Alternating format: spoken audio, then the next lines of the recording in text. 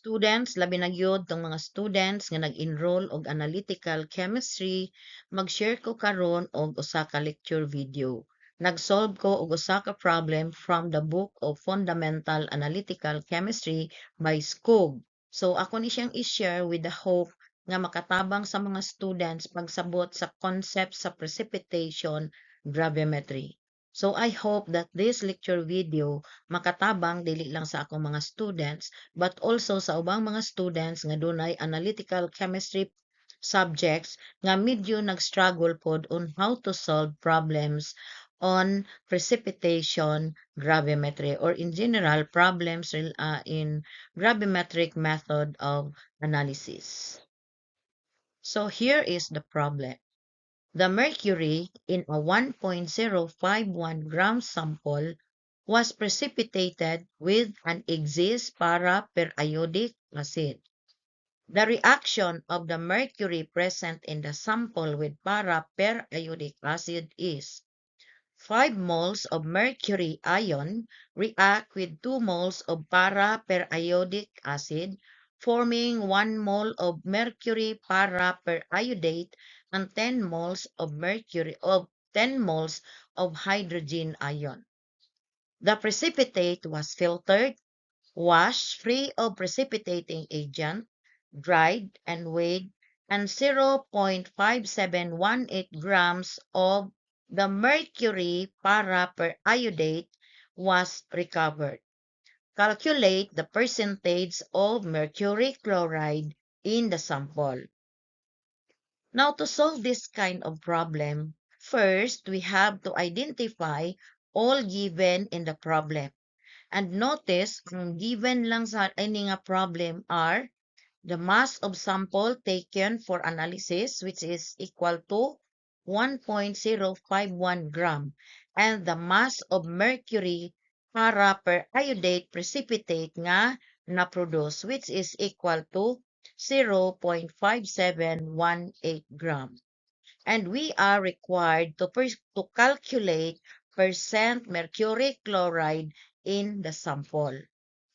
To calculate the percent mercury chloride, we have to use this formula.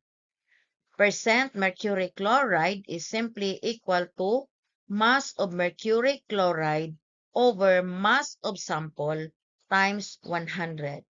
But remember that in this problem, the mass of mercury chloride is not given. We are only given the mass of precipitate produced, which is the mass of mercury para-periodate.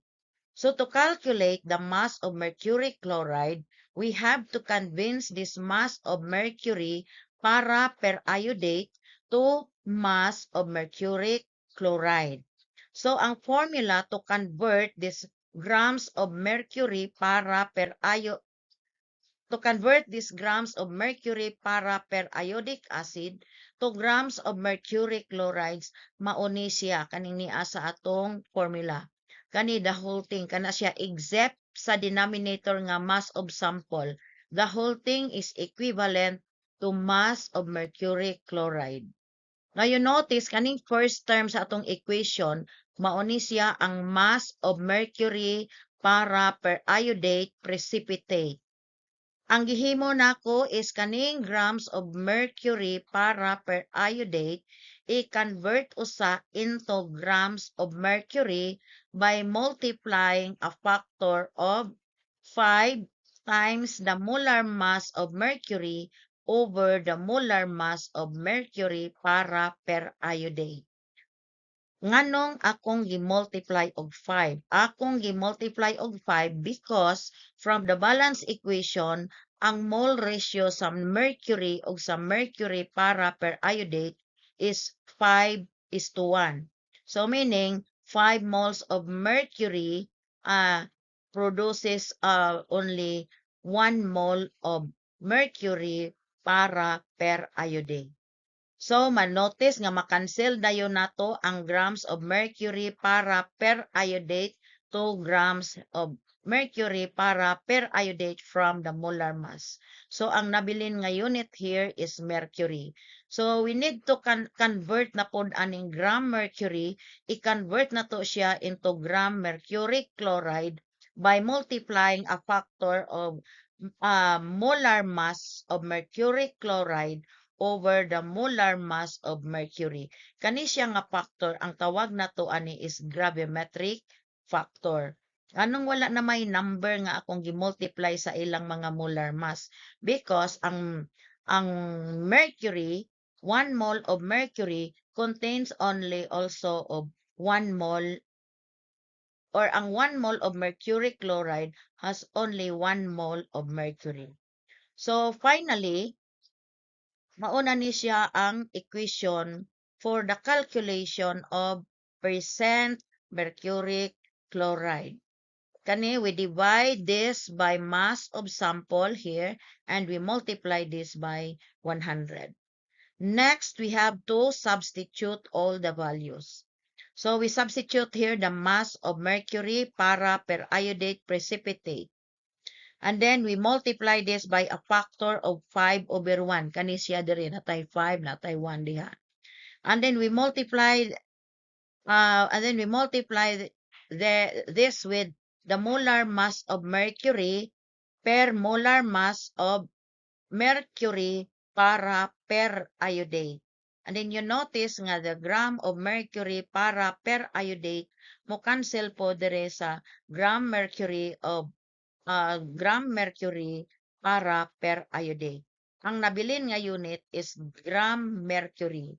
We have to convert this gram mercury to gram mercury chloride by multiplying a factor of 271.51